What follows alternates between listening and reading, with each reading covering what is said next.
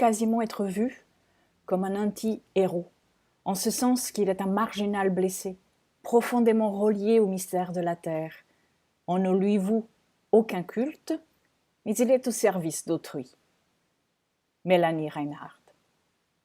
Chiron fut découvert en 1977, et même s'il y a des archives qui témoignent de sa présence depuis 1890, personne ne l'avait remarqué. Cette planétoïde, astéroïde ou même comète a donc été comme invisible tout en étant là, bien présente. Peut-être que ça en dit long sur sa symbolique, comme a écrit Mélanie Reinhardt dans son livre « Chiron et la voie de la guérison ». Lorsqu'elle dit que peut-être le collectif n'était pas prêt à répondre au processus que Chiron propose.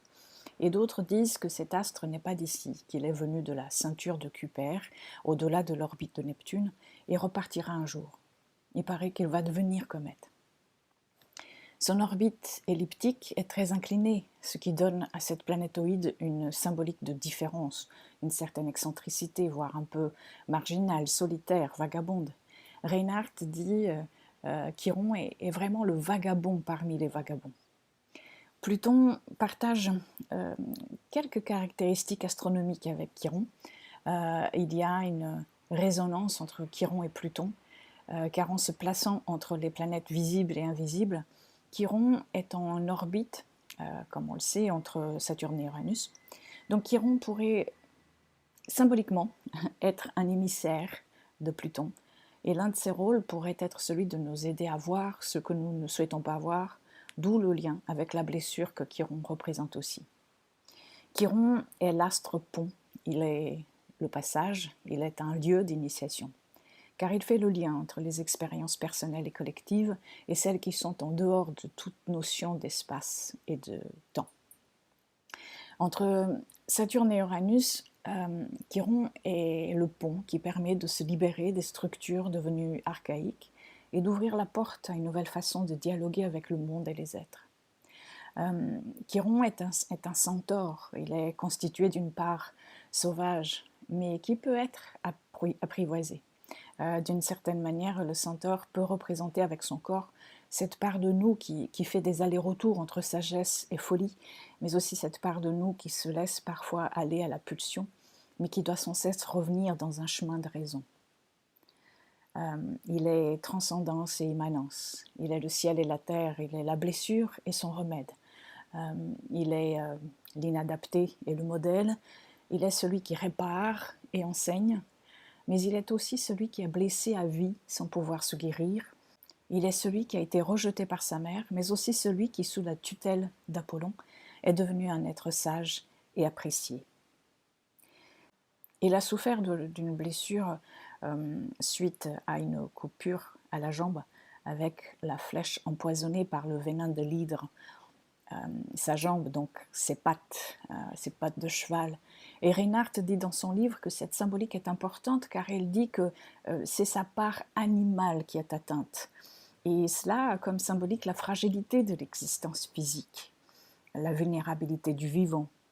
Et je pense que cette partie est très intéressante pour les deux exemples que j'ai choisi de vous présenter dans ce podcast. La blessure de Chiron s'est faite donc avec le venin de l'une des têtes de l'hydre qui a été découpée et enterrée par Héraclès. C'est donc le retour de ce qui est refoulé, reprimé. La blessure de Chiron peut donc être assimilée à ça aussi, à une blessure venue de l'ombre, de l'inconscient personnel au collectif. Mais peut-elle être guérie ? C'est là la grande question à laquelle invite Chiron, puisque lui-même n'a pas pu se guérir de sa blessure, même après toutes les connaissances et la sagesse qu'il a acquises.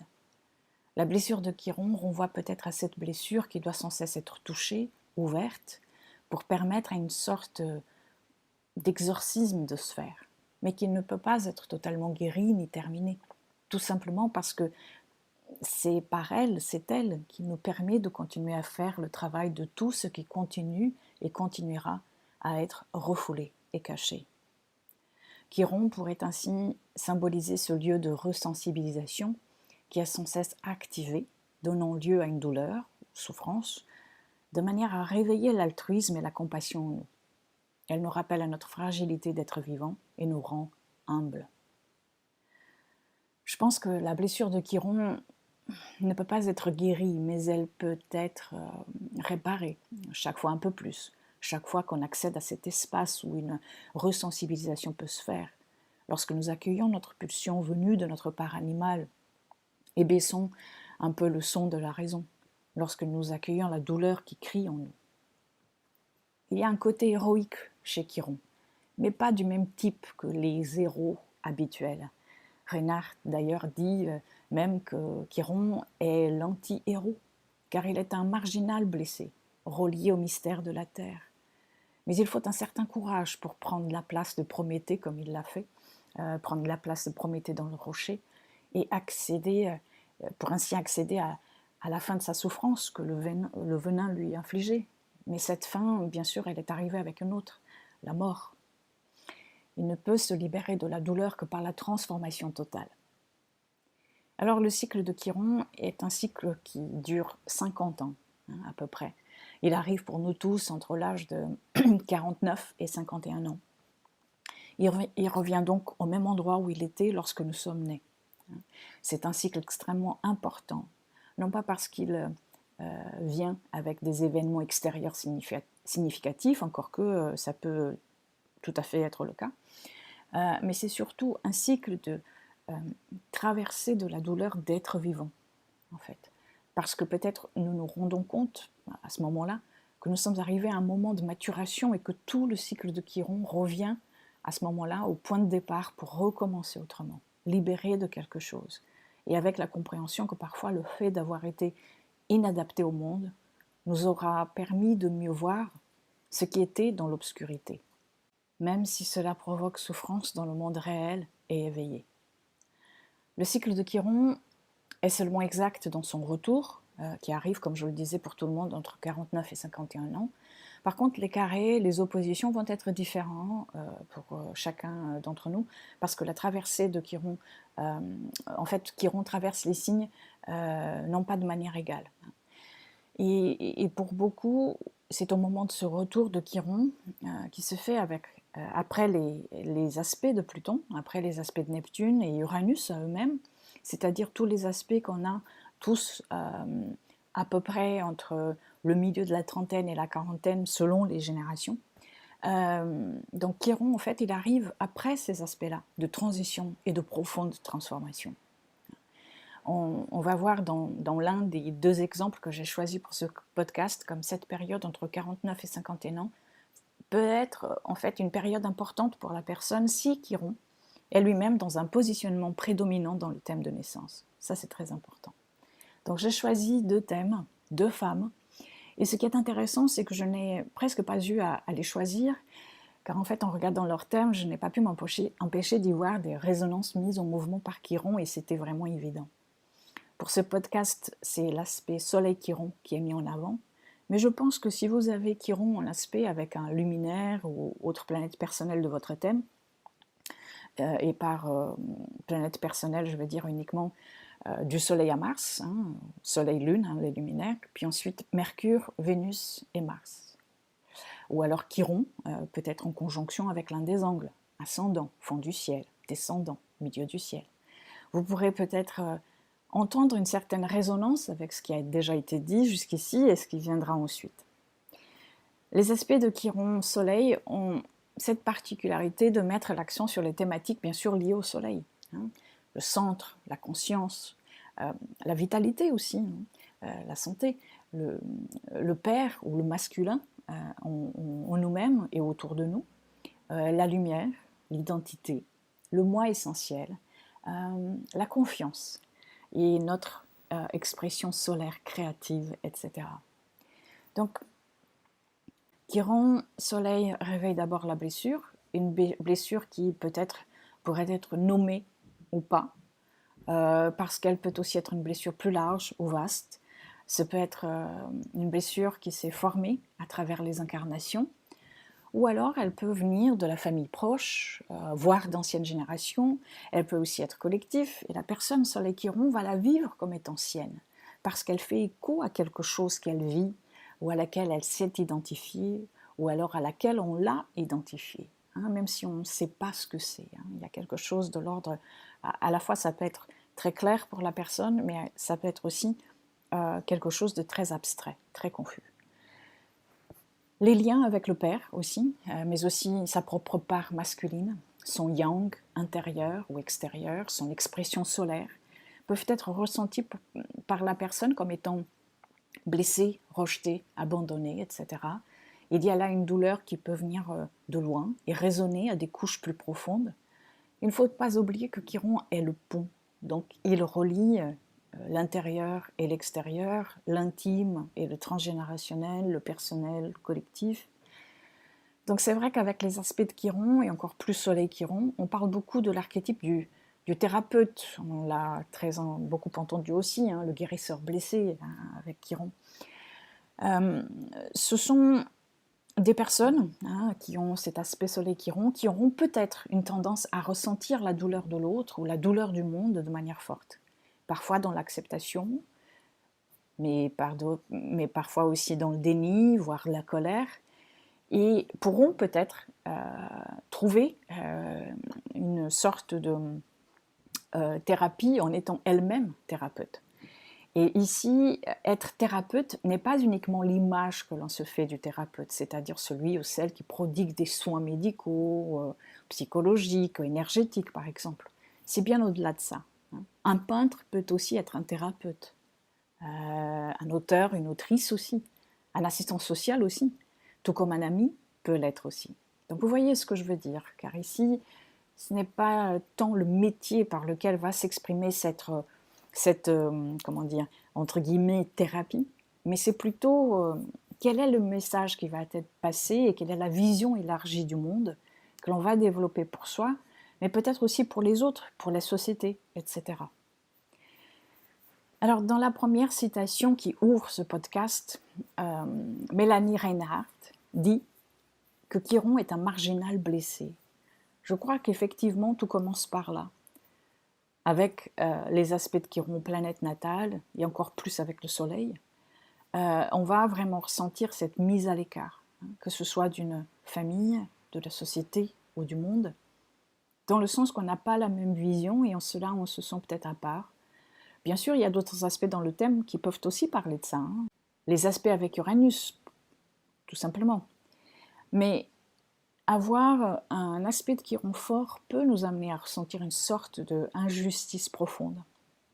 La blessure s'ouvre, on voit le monde différemment, et parfois on se sent comme étant inadapté à ce monde, alors que tous les autres ont l'air de s'y plaire ou du moins d'y prospérer.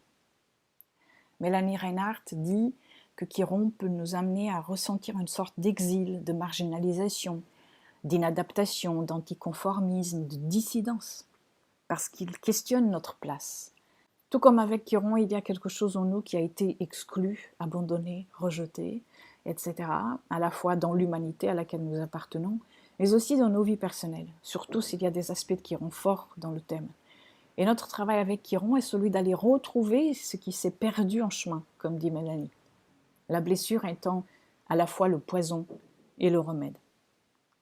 Mais bien sûr, tout comme dans sa mythologie, la blessure de Chiron ne guérit pas par les soins qu'on va lui prodiguer, car elle est celle qui maintient l'humanité en nous. C'est par elle que nous pouvons lutter contre l'hubris, l'hubris que tant de fois possède l'humanité. Mais cette blessure est aussi celle qui peut être transcendée dans le fait d'ouvrir la voie de réparation aux autres, dans le fait de donner la possibilité aux autres de ne plus se voir comme des exclus parce qu'ils ont un mode de pensée différent ou un mode d'action différent. Johanna dit ici à propos de la révolution spirituelle qui pour elle est la révolution à la base de toutes les révolutions qu'il nous faudrait faire en tant qu'humanité. Alors elle dit, oui, c'est une révolution spirituelle, mais c'est spirituel avec des jambes, spirituel avec des mains, spirituel avec une grande bouche, parce que nous devons ralentir la puissante impulsion de la croissance économique qui anime l'industrie et le gouvernement. C'est la spiritualité qui est prête à s'asseoir sur les rails, qui est prête à leur retirer les armes des mains. Et ces mots sont très parlants de son Chiron et de la planète maîtresse de son Chiron. Mais on va y revenir après. Alors, voici Joanna Macy.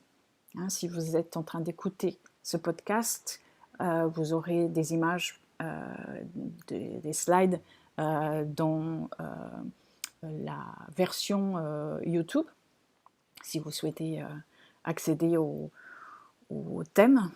Alors voilà, Joanna Macy.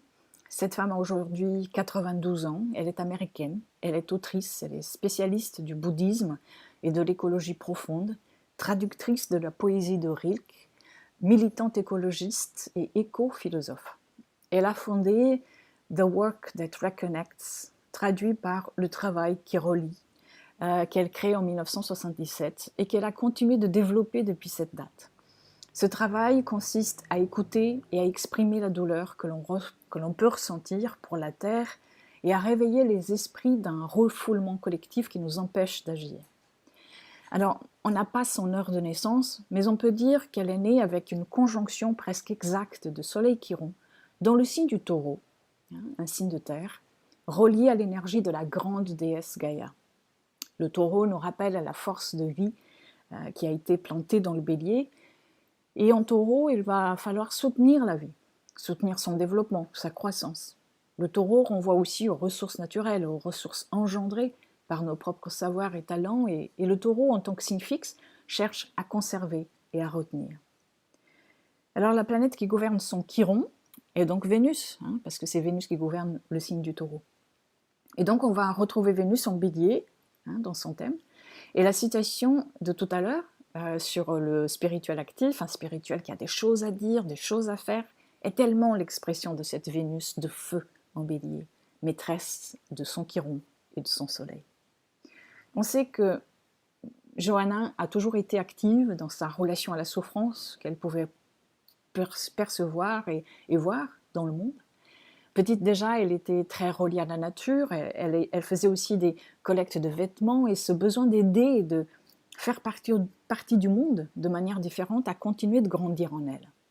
Elle adorait passer son temps de vacances à la ferme de son grand-père qui lui permettait de se ressourcer dans la nature, de s'éloigner des rues trop agitées de New York, mais aussi de sa vie familiale, parce qu'en fait, la relation avec son père était tumultueuse. Son père était fils de pasteur presbytérien et il s'isolait souvent de la famille. Et quand il revenait, il était souvent abusif. Alors elle, sa mère et ses frères ont même vécu pendant un temps séparés de leur père. On voit bien là la blessure de Chiron sur son soleil. Un père qui non seulement avait un comportement oppressif envers sa famille lorsqu'il était présent, mais il était très certainement aussi en souffrance et devenait cet être différent, inadapté à la vie familiale et peut-être aussi à une vie sociale tout court. Dans ses premières années, en fait, son père était la blessure qui assombrissait son soleil, sa force vitale. Avec son Chiron soleil en Taureau et son expérience de la relation paternelle, on peut aussi penser à l'étouffement ressenti par Gaïa par rapport à la puissance d'Uranus. Mais avec Vénus en Bélier, gouvernant son Chiron et son Soleil, cela n'a pas suffi à détruire sa confiance. Et elle a trouvé le réconfort et une structure dans les études et dans la religion chrétienne dans un premier temps. Sa Vénus est aussi au trigone de Neptune et de Saturne. Donc elle a même cru que sa vocation était dans la religion. Chiron Soleil, elle l'a rencontré de nouveau plus tard, cette fois sous les traits d'un professeur qu'elle admirait beaucoup et qui est venu un petit peu challenger son idée de religion, est venu un peu challenger sa foi. Et à ce moment-là, elle est entrée dans ce qu'elle a appelé une crise de foi, et elle a même qualifié cette période comme étant le trou au centre, puisque son identification avec sa famille religieuse était devenue sa vie, et là, tout était réduit à une sorte de néant, à une sorte de confusion. On peut voir aussi toute cette période et son rapport personnel et familial à la religion dans les traits de son Jupiter nœud nord natal, bien sûr. Comme je disais tout à l'heure, ce n'est pas qu'un seul aspect. Alors, dotée d'une bourse, elle est venue étudier en France, où elle a étudié les tactiques du Parti communiste, et elle y a découvert une nouvelle forme de liberté. Retournée aux États-Unis, elle commence à travailler et accepte naïvement de travailler pour la CIA pendant 2 ans, où elle rencontre son mari avec qui elle va avoir des enfants. Elle dit s'être sentie isolée en tant qu'épouse et mère dans les années 50 et a donc repris à ce moment-là différentes études Et ils sont ensuite partis vivre en Allemagne où elle a rencontré à ce moment-là la poésie de Rilke, ce qui a donné un socle et un nouveau souffle à sa vie. Ce qui est aussi très intéressant, c'est que cette période-là, dans les années 50, Chiron traversait le Verseau et était au carré de son Chiron natal. Le Verseau étant un signe d'air lié à l'intellect et aux idées, concepts, mais aussi à la distance, au sentiment d'isolement et parfois à la mise à l'écart. Donc on voit bien toute cette période d'études qui était importante pour elle, qui a commencé à façonner en elle une autre façon de voir le monde et sa vie. Donc cette période paraît tout à fait retranscrire cet aspect de Chiron en transit en Verseau et au carré de son Chiron natal, et allait de toute façon être une étape pour la suite, comme on va le voir plus tard. Dans les années 60, ils sont partis vivre en Asie, en Afrique, ou en Inde, et elle a découvert le bouddhisme. Et à l'époque, elle et son mari ont commencé à travailler avec des volontaires américains et des réfugiés du Tibet. Son mari était le directeur adjoint de Peace Corps, une agence indépendante du gouvernement des États-Unis qui œuvre pour favoriser la paix. Et le bouddhisme est devenu alors une pratique centrale dans sa vie. À ce moment-là, elle a voulu travailler de manière à construire un pont, Chiron, entre la pensée occidentale et la pensée bouddhiste. Elle a ensuite vécu en Tunisie, au Nigeria, et tous ces déplacements sont devenus de plus en plus durs pour elle. Impossible de créer racine, ce qui a fait qu'elle ressentait beaucoup d'angoisse et est devenue dépressive. Et on sait, créer des racines, c'est tellement nécessaire pour un soleil taureau déjà, pour un soleil Chiron peut-être encore plus. Voilà une blessure ouverte, mais une blessure qui est aussi un remède. C'est parce qu'elle était dans l'impossibilité de créer racine en voyageant beaucoup qu'elle a découvert le bouddhisme. C'était aussi une autre époque, et vivre ailleurs était lourd de signification. Il représentait parfois beaucoup de sacrifices tout autant que des joies. On y voit de nouveau son Jupiter nœud nord aussi.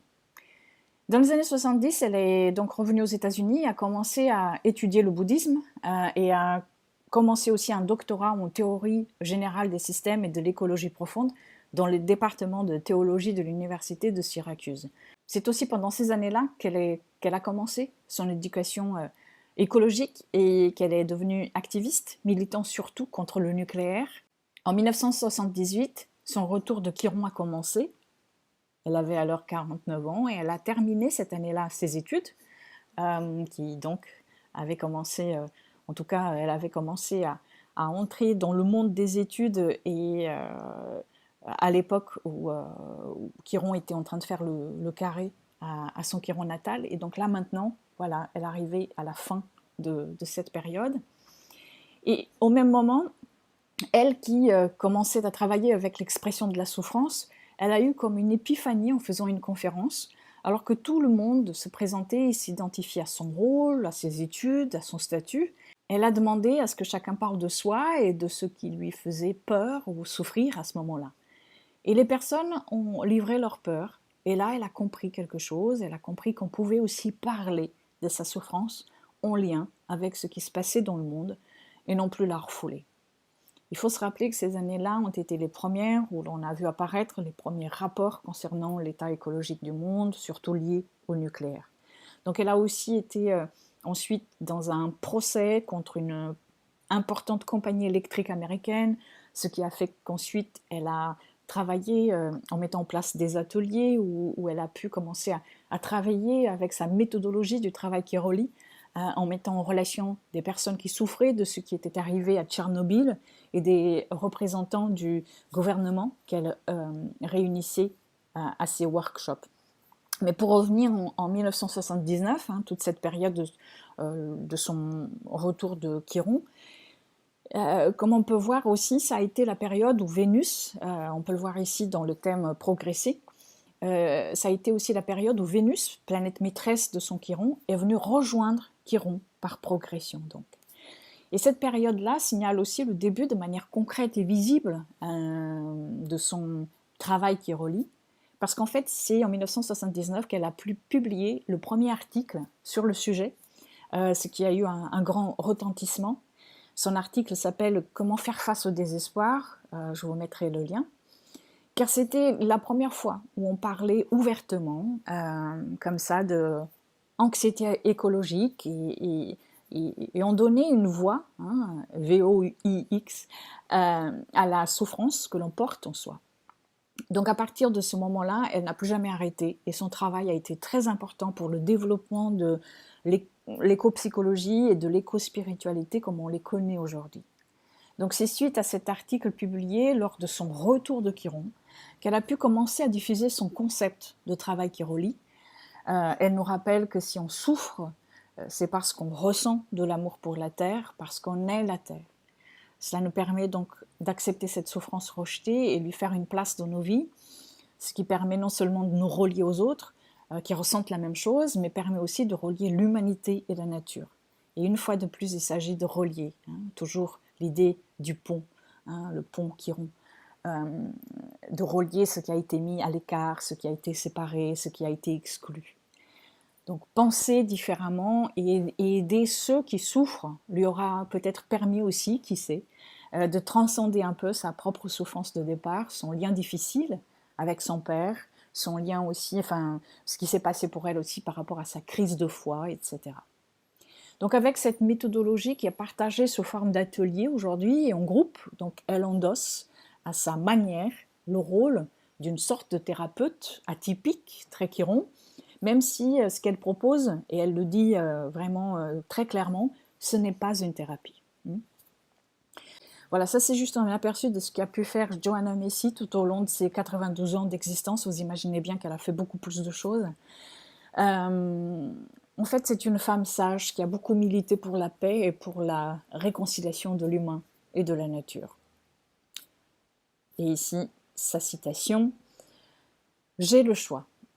Est-ce que je veux abandonner et me soumettre au grand détricotage ou est-ce que je veux rejoindre ceux qui travaillent pour un avenir vivable ? Comme le résultat est incertain, nous devons prendre plaisir à faire quelque chose d'exaltant et d'utile sans savoir avec certitude si cela va marcher. » Maintenant, la deuxième femme que j'ai choisie pour ce podcast, Greta Thunberg. On ne présente plus, hein. Greta Thunberg, jeune femme de 19 ans, qui a commencé son militantisme en 2018 à l'âge de 15 ans.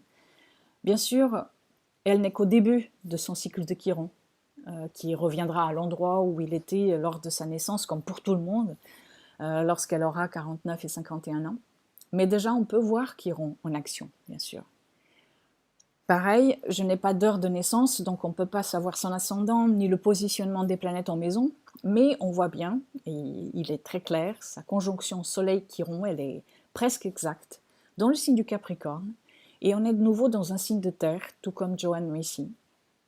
Mais ici, en Capricorne, on est donc dans un signe lié aux structures qui soutiennent la société. C'est le signe des organisations, des institutions. C'est un signe qui nous rappelle la notion du travail. C'est un signe d'ambition, de fondation sur lesquelles la vie extérieure tient. En Capricorne, les systèmes sont importants. Les systèmes du passé et ceux du présent. La relation avec le patriarcat aussi. En Capricorne, la posture, le rôle, le statut comptent et peut aussi être un fardeau. Les responsabilités sont la base de tout et pèsent lourd, mais sont aussi la structure qui permet que tout tienne. On est avec un soleil Chiron en Capricorne, on peut être très mûr avant l'heure, ou au contraire, on va chercher à fuir les hauts degrés de responsabilité. Avec un aspect soleil Chiron Capricorne, on ressent le poids. On peut être amené à ressentir le poids du monde collectif ou de notre monde personnel, parfois les deux. Il se peut que ce soit aussi le père qui ressent cette lourdeur d'être au monde et que l'on soit témoin de son expérience à lui et qu'on prenne un peu aussi de sa douleur. Forcément, cette énergie de Chiron-Soleil met en mouvement un sentiment d'isolement aussi. En ce qui concerne Greta, on ne sait pas beaucoup de choses sur sa vie avec ses parents. Mais on sait que Greta a vu un documentaire sur la fonte des glaciers et que l'image d'un ours polaire sur sa banquise fragmentée lui est restée en tête. Et qu'à l'école, à l'âge de 8 ans, elle a vu un autre documentaire sur les détritus en mer. Et elle va pleurer du début à la fin du documentaire alors que d'autres enfants dans sa classe ne prêtaient pas beaucoup d'attention. On sait qu'elle est autiste Asperger, mais qu'elle le voit comme une force, comme elle l'a une fois écrit dans son tweet où elle avait dit Si l'on vient s'en prendre à vous pour votre look et pour vos différences, cela signifie que vous êtes en train de gagner. Mais peut-être que la vue de cet ours polaire, isolé sur sa banquise, en dissolution et à la dérive, a réveillé en elle une blessure profonde d'isolement aussi. Qui sait, peut-être qu'un jour, plus tard, elle pourra expliquer d'où lui est venue cette blessure profonde. Son soleil Chiron en Capricorne sont gouvernés, bien sûr, par Saturne. Saturne qui gouverne le Capricorne. Et Saturne, dans son thème, on va le retrouver en Gémeaux. Et on sait que le Gémeaux est le signe des mots. Il permet d'identifier en nommant les choses. Le Gémeaux est aussi un signe de mouvement, signe d'air, est gouverné par Mercure, l'éternel voyageur et messager entre les mondes. Mercure est aussi l'éternel enfant, le puer. Il est aussi le trickster. Il éveille à ce qu'on ne veut pas voir. Quand elle a dit « Nos dirigeants se comportent comme des enfants », alors nous n'avons pas d'autre choix que d'endosser les responsabilités qu'ils auraient dû prendre il y a bien longtemps. Ou alors quand elle dit « C'est comme si vous n'aviez même pas lu le dernier rapport du GIEC sur lequel se fonde l'avenir de notre civilisation, ou peut-être est-ce que vous n'êtes pas suffisamment mûr pour accepter ce rapport et vous n'avez toujours pas la maturité nécessaire pour dire les choses telles qu'elles sont ». Ses phrases, son discours est totalement Chiron, Soleil en Capricorne avec Saturne en Gémeaux. L'enfant devient l'adulte. Elle prend la responsabilité de dire ce que les adultes ne se disent pas à eux-mêmes. Elle est la dissidente parce qu'elle ose dire ce qu'elle pense, elle ose remettre les responsabilités sur le dos de ceux qui souhaitent les fuir. D'ailleurs, le 20 août 2018, elle a commencé la première grève étudiante pour le climat. Dans son thème progressif, on voit que son Mercure en rétrogradation était venu rejoindre Chiron et commençait une période dans laquelle elle est encore, où les mots prennent énormément d'importance. Cette période va durer au moins jusqu'en 2028, donc je suppose que Greta a encore du travail à faire et des choses à dire, peut-être pas toujours dans une exposition solaire comme cela a été le cas jusqu'à maintenant, mais peut-être en lien avec ses études ou le choix qu'elle va faire comme métier, par exemple. Et le 20 août 2018, elle a commencé sa grève de l'école. C'est exactement une expression de Saturne en Gémeaux. Ici, ce n'est pas une grève ou ce n'est pas le fait de ne pas aller à l'école parce qu'il y a un caprice enfantin ou parce qu'il y avait un empêchement de santé. Non, ici, c'était pour une cause bien plus grande qu'elle.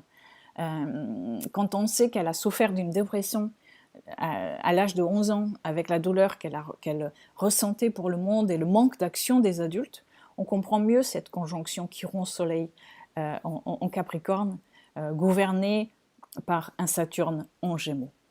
Dans sa dépression, elle s'est rendue compte, quelque temps plus tard, qu'il y avait des choses à faire, et c'est là que tout a commencé.